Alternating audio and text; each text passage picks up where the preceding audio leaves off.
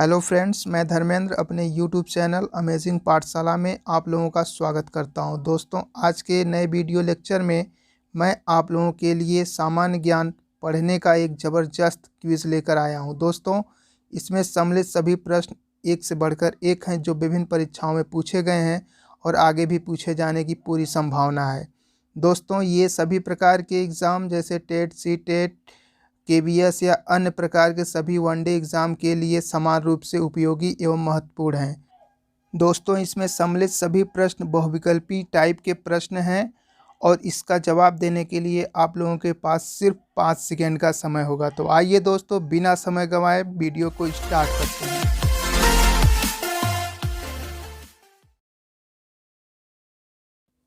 आज का पहला प्रश्न है दोस्तों, विश्व ओजोन दिवस कब मनाया जाता है? ऑप्शन ए 16 सितंबर, ऑप्शन बी 24 अक्टूबर, ऑप्शन सी 1 मई या फिर ऑप्शन डी 15 अगस्त।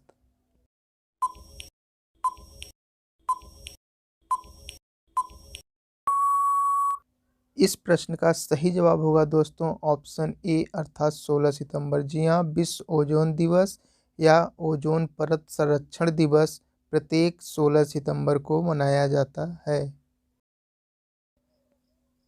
अगला प्रश्न है दोस्तों, भारतीय औद्योगिक विकास बैंक की स्थापना कब की गई थी? ऑप्शन ए जुलाई 1966, ऑप्शन बी जुलाई 1964, ऑप्शन सी जुलाई 1962 या फिर ऑप्शन डी जुलाई 1968।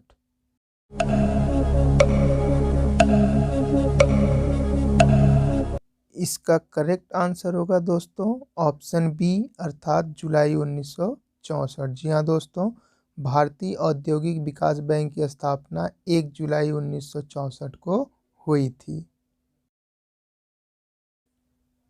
अगला प्रश्न है दोस्तों, भारत में केंद्रीय बैंक का कर्तव्य कौन सा बैंक निभाता है? Option A central bank of India, option B state bank of India, option C reserve bank of India या फिर ऑप्शन डी ए और बी दोनों।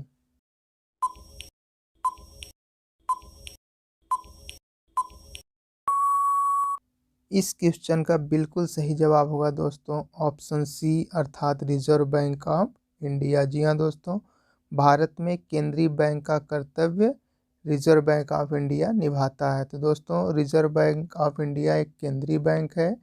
इसकी स्थापना दोस्तों 1 अप्रैल 1935 को हुई थी और इसका मुख्यालय मुंबई में है तथा दोस्तों आरबीआई या फिर रिजर्व बैंक ऑफ इंडिया का राष्ट्रीयकरण 1 जनवरी 1949 को हुआ था। अगला प्रश्न है, चंद्रगुप्त मौर्य ने अपने जीवन के अंतिम समय को कहाँ बिताए थे? ऑप्शन ए पाटलिपुत्र में, ऑप्शन बी काशी में, ऑप्शन सी उज्जैन में या फिर ऑप्शन डी श्रवणबेल गोला में।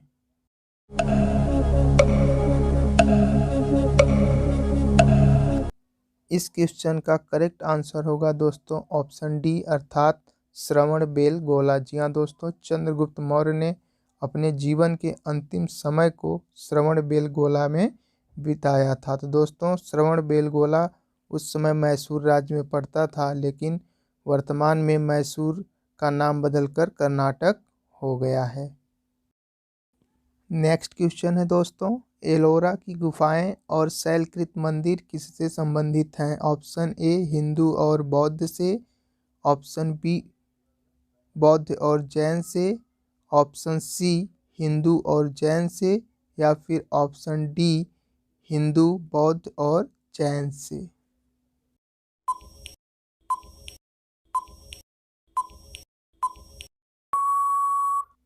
इस क्वेश्चन का करेक्ट आंसर होगा दोस्तों ऑप्शन डी अर्थात हिंदू बौद्ध और जैन से। जी हाँ दोस्तों, एलोरा की गुफाएं और शैलकृत मंदिर का संबंध हिंदू बौद्ध और जैन धर्म से है। दोस्तों, एलोरा की गुफाएं महाराष्ट्र के औरंगाबाद जिले में स्थित हैं और दोस्तों इसका निर्माण राष्ट्रकूट शासकों द्वारा किया गया था। अगला प्रश्न है दोस्तों, अंग्रेजों ने भारत में अपनी पहली फैक्ट्री कहाँ स्थापित की थी? Option A Surat, option B Bombay, option C Madras या फिर ऑप्शन डी कालीकट में।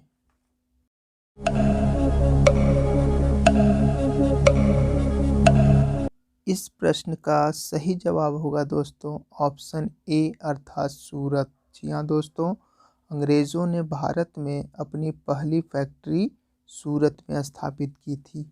दोस्तों 1613 ईस्वी में जहांगीर ने अंग्रेज़ों को सूरत में अस्थायी फैक्ट्री बनाने की अनुमति दे दी थी, लेकिन इससे पहले 1611 में ही अंग्रेज़ों ने मछलीपट्टनम में एक अस्थायी फैक्ट्री बना ली थी। अगला प्रश्न है दोस्तों, भारत में राष्ट्रीय आय का आकलन सबसे पहले किसने किया था? Option A Sardar Patel, option B Dadabhai Naoroji, option C Mahatma Gandhi या फिर ऑप्शन डी एडम स्मिथ ने।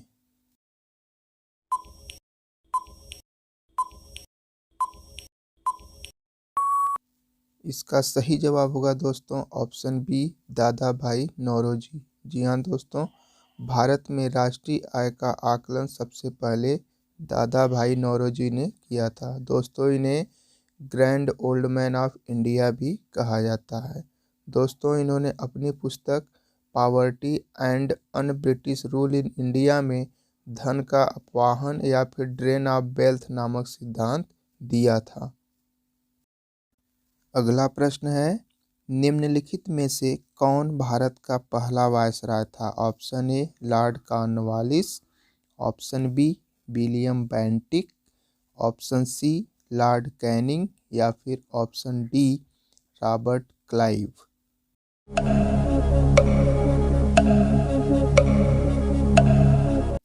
इस प्रश्न का करेक्ट आंसर होगा दोस्तों ऑप्शन सी अर्थात लॉर्ड कैनिंग। जी हाँ, भारत का पहला वायसराय लॉर्ड कैनिंग था। दोस्तों लॉर्ड कैनिंग ही भारत का अंतिम गवर्नर जनरल भी था।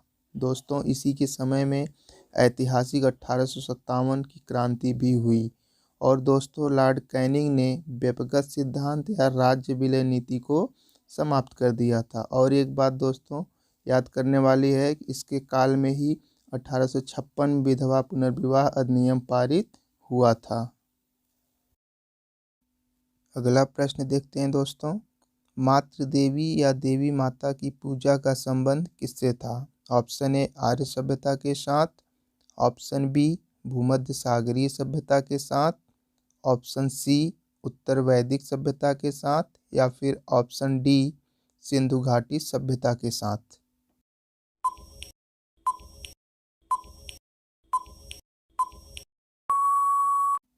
इस प्रश्न का सही जवाब होगा दोस्तों ऑप्शन डी अर्थात सिंधु घाटी सभ्यता के साथ। जी हाँ मित्रों, मातृ देवी या देवी माता की पूजा का संबंध सिंधु घाटी सभ्यता से था। नेक्स्ट क्वेश्चन है, निम्नलिखित में से किस देश का संविधान अलिखित है अर्थात लिखा नहीं गया है? Option A America, option B Britain, option C Pakistan या फिर ऑप्शन डी भारत।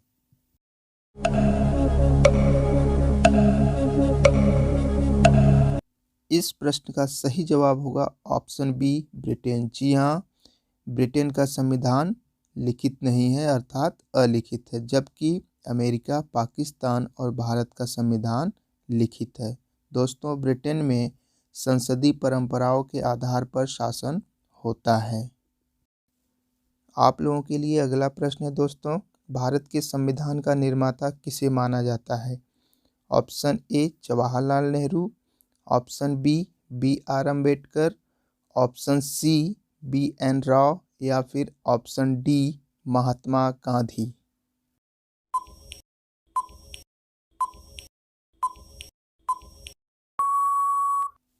इस प्रश्न का बिल्कुल सही जवाब होगा दोस्तों ऑप्शन बी अर्थात BR अम्बेडकर। जी हाँ दोस्तों, भीमराव अम्बेडकर को ही भारत के संविधान का निर्माता माना जाता है। दोस्तों भीमराव अम्बेडकर भारतीय संविधान की प्रारूप समिति के अध्यक्ष थे और उन्हीं के नेतृत्व में अंतिम रूप से संविधान का प्रारूपण किया गया था।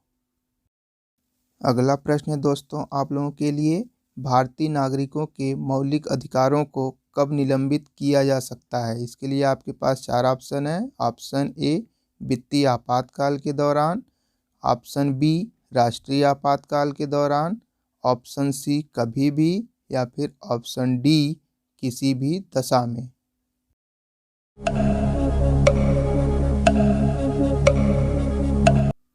इस क्वेश्चन का करेक्ट आंसर होगा दोस्तों ऑप्शन बी अर्थात राष्ट्रीय आपातकाल के दौरान। जी हाँ दोस्तों, भारतीय नागरिकों के मौलिक अधिकारों को राष्ट्रीय आपातकाल के दौरान निलंबित किया जा सकता है। दोस्तों, राष्ट्रपति द्वारा मौलिक अधिकारों को निलंबित किया जा सकता है, परंतु मौलिक अधिकारों को राष्ट्रपति स्वेच्छा से निलंबित नहीं कर सकता है, क्योंकि राष्ट्रीय आपातकालीन जो शक्तियां हैं वह संसद के अधीन होती हैं। और दोस्तों, राष्ट्रीय आपातकाल की जो शक्तियां हैं वह अनुच्छेद 352 में वर्णित है। आप लोगों के लिए अगला प्रश्न है दोस्तों, राज्यसभा के लिए राष्ट्रपति द्वारा कितने सदस्य नामित किए जाते हैं? Option A 2, option B 15, option C 12, या फिर ऑप्शन डी 14।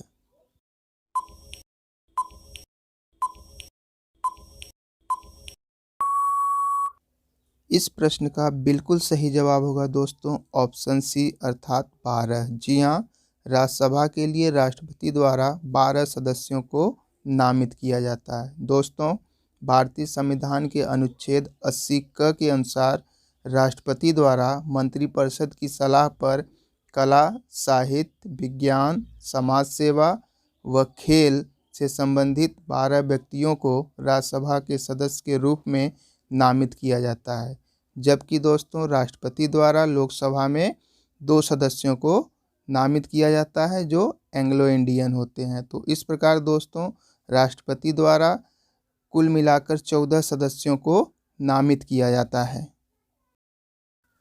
अगला प्रश्न देखते हैं, भारत सरकार का संवैधानिक अध्यक्ष कौन होता है? ऑप्शन ए प्रधानमंत्री, ऑप्शन बी राष्ट्रपति, ऑप्शन सी भारत का मुख्य न्यायाधीश, या फिर ऑप्शन डी महान्यायवादी।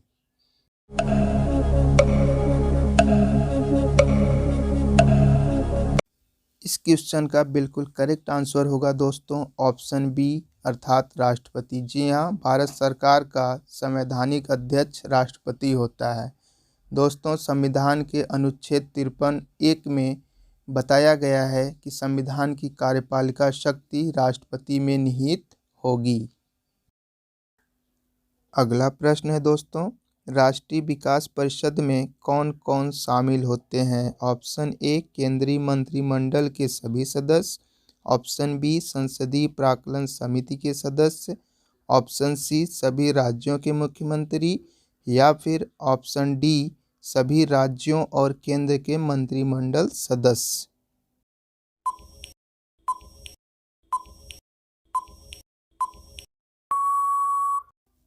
इसका बिल्कुल सही जवाब होगा दोस्तों ऑप्शन सी अर्थात सभी राज्यों के मुख्यमंत्री। जी हाँ दोस्तों, राष्ट्रीय विकास परिषद में सभी राज्यों के मुख्यमंत्री शामिल होते हैं। दोस्तों, राष्ट्रीय विकास परिषद का गठन 1952 में किया गया था। इसके अध्यक्ष प्रधानमंत्री होते हैं तथा योजना आयोग के सदस्य और सभी राज्यों के मुख्यमंत्री इसके सदस्य होते हैं। आप लोगों के लिए अगला प्रश्न है दोस्तों, योजना आयोग की स्थापना कब की गई थी? Option A 1950, option B 1951, option C 1952, या फिर ऑप्शन डी 1953।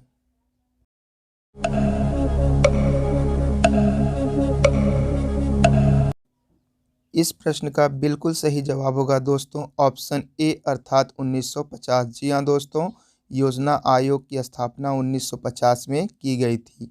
दोस्तों, योजना आयोग का गठन संवैधानिक उपबंधों द्वारा नहीं किया गया है, बल्कि भारत में पंचवर्षीय योजनाओं के द्वारा आर्थिक नियोजन के लक्ष्य को प्राप्त करने के लिए एक गैर संवैधानिक संस्था के रूप में किया गया है। दोस्तों, इसका गठन 15 मार्च 1950 को किया गया है और दोस्तों केंद्रीय मंत्रिमंडल के प्रस्ताव पर गठित यह आयोग एक सशक्त परामर्शदात्री निकाय है। इसका अध्यक्ष दोस्तों प्रधानमंत्री होता है। और दोस्तों एक बात और आपको जानना चाहिए कि 1 जनवरी 2015 को केंद्र सरकार ने योजना आयोग का नाम बदलकर नीति आयोग कर दिया है।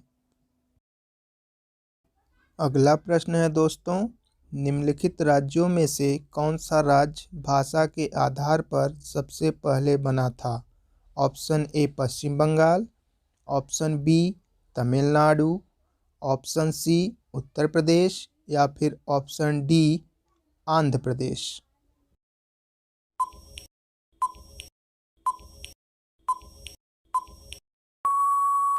इस प्रश्न का बिल्कुल सही जवाब होगा दोस्तों ऑप्शन डी अर्थात आंध्र प्रदेश। जी हाँ दोस्तों, आंध्र प्रदेश भाषा के आधार पर बनने वाला भारत का सबसे पहला राज्य था। दोस्तों यह 1 अक्टूबर 1953 को बना था। नेक्स्ट क्वेश्चन है, भारतीय संविधान का कौन सा अनुच्छेद राज्य सरकारों को ग्राम पंचायतों के गठन का निर्देश देता है? ऑप्शन ए अनुच्छेद 32, ऑप्शन बी अनुच्छेद 37, ऑप्शन सी अनुच्छेद 40 या फिर ऑप्शन डी अनुच्छेद 51।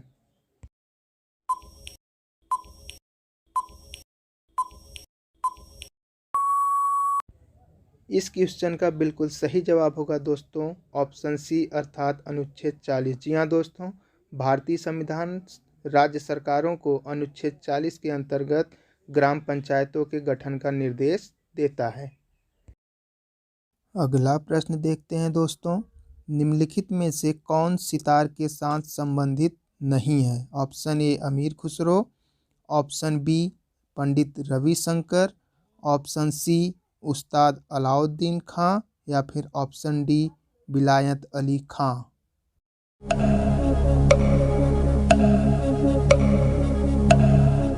इसका सही जवाब होगा दोस्तों ऑप्शन सी अर्थात उस्ताद अलाउद्दीन खां। जी हाँ दोस्तों, उस्ताद अलाउद्दीन खां सितार से संबंधित नहीं हैं, बल्कि वह एक प्रसिद्ध सरोद वादक थे। वहीं पर पंडित रविशंकर और विलायत अली खां ये प्रसिद्ध सितार वादक थे। वहीं बात करें अमीर खुसरो की, तो दोस्तों ये औरंगजेब के दरबारी कवि थे और इन्होंने बीड़ा का आविष्कार किया था। नेक्स्ट क्वेश्चन है, निम्न में से कौन सा लोक या जनजाति नृत्य उत्तर प्रदेश से संबंधित है? Option A Bihu, option B Saura, option C Tamasha या फिर ऑप्शन डी रौफ।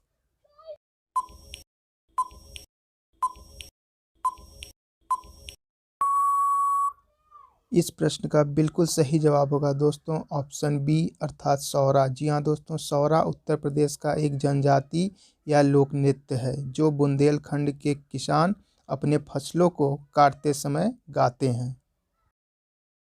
अगला प्रश्न है दोस्तों आप लोगों के लिए, भारतीय मूल की उस लेखक का क्या नाम है जिसके उपन्यास द इनहेरिटेंस ऑफ लॉस को मैन बुकर पुरस्कार मिला है? Option A Vikram Seth, option B Salman Rushdie, option C Kiran Desai या फिर ऑप्शन डी वी.एस. नायपाल।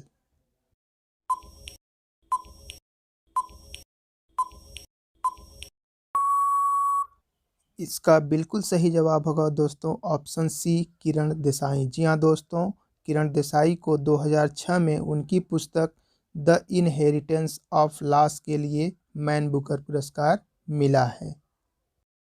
अगला प्रश्न है दोस्तों, अर्थशास्त्र में प्रथम नोबेल पुरस्कार किसे दिया गया था? ऑप्शन ए पॉल सैमुअल्सन को, ऑप्शन बी अमर्त्य सेन को, ऑप्शन सी टिन ब्रेगन और रेगनार फ्रिस्क को या फिर ऑप्शन डी इनमें से कोई नहीं।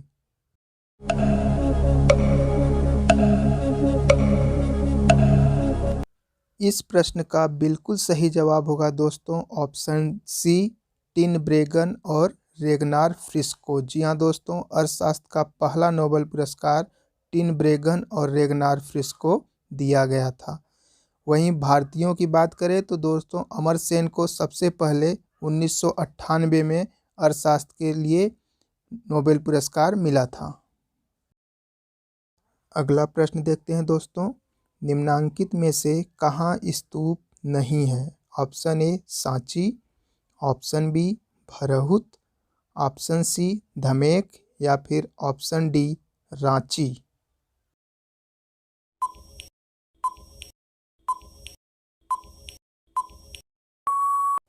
इस प्रश्न का बिल्कुल सही जवाब होगा दोस्तों ऑप्शन डी रांची। जी हाँ दोस्तों, रांची में स्तूप नहीं है बल्कि सांची, भरहुत और धमेक इन तीनों स्थानों पर स्तूप बना हुआ है।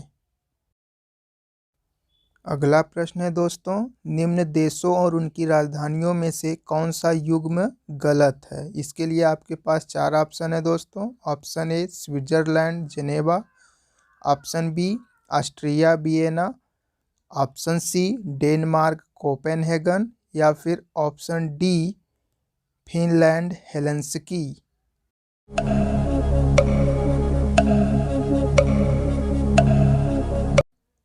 इस प्रश्न का बिल्कुल सही जवाब होगा दोस्तों ऑप्शन ए अर्थात स्विट्जरलैंड जेनेवा। जी हाँ दोस्तों, स्विट्जरलैंड की राजधानी जेनेवा नहीं बल्कि बर्न है। बाकी तीनों ऑप्शन बिल्कुल सही हैं। अगला प्रश्न है दोस्तों, किस राष्ट्रीय राजमार्ग को शेर शाह सूरी मार्ग भी कहा जाता है। ऑप्शन ए राष्ट्रीय राजमार्ग नंबर 1, ऑप्शन बी राष्ट्रीय राजमार्ग नंबर 7, ऑप्शन सी राष्ट्रीय राजमार्ग नंबर 8 या फिर ऑप्शन डी राष्ट्रीय राजमार्ग नंबर 3।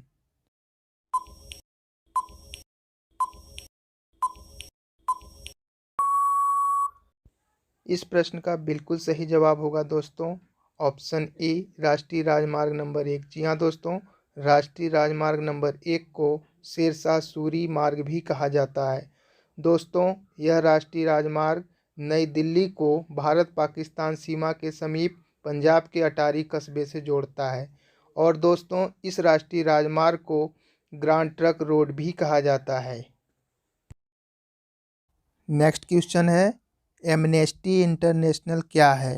ऑप्शन ए पर्यावरण संरक्षण संगठन, ऑप्शन बी मानवाधिकार संगठन, ऑप्शन सी शांति आंदोलन या फिर ऑप्शन डी पशु अधिकार संरक्षण संगठन।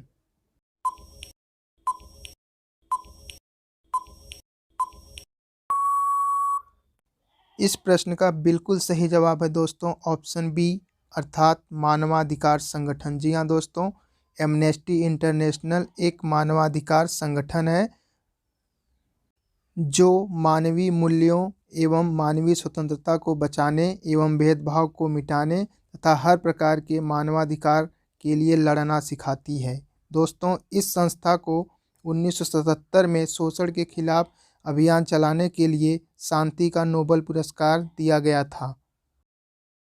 अगला प्रश्न देखते हैं दोस्तों, जब शुद्ध जल में डिटर्जेंट डाला जाता है तो पृष्ठ तनाव पर क्या प्रभाव पड़ता है। ऑप्शन ए बढ़ जाता है, ऑप्शन बी घट जाता है, ऑप्शन सी अपरिवर्तित रहता है या फिर ऑप्शन डी अपरिमित हो जाता है।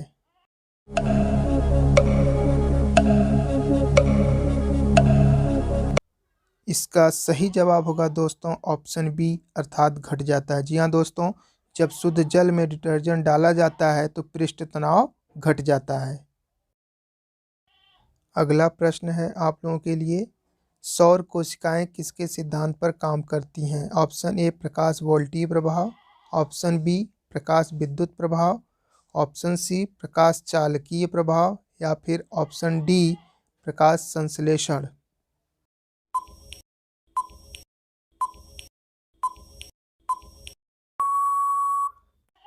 इस क्वेश्चन का करेक्ट आंसर होगा दोस्तों ऑप्शन बी प्रकाश विद्युत प्रभाव। जी हाँ दोस्तों, सौर कोशिकाएं प्रकाश विद्युत प्रभाव के सिद्धांत पर काम करती हैं। अगला प्रश्न देखते हैं दोस्तों, बेरी रोग किस विटामिन की कमी से होता है। Option A vitamin A, option B vitamin B1, option C vitamin C या फिर ऑप्शन डी विटामिन B12।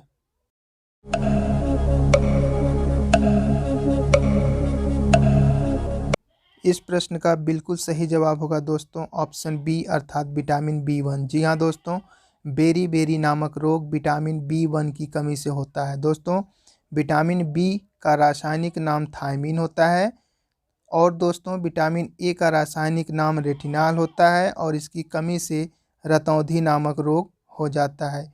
वहीं पर विटामिन सी का वैज्ञानिक नाम या रासायनिक नाम दोस्तों एस्कॉर्बिक एसिड होता है और इसकी कमी से स्कर्वी नामक रोग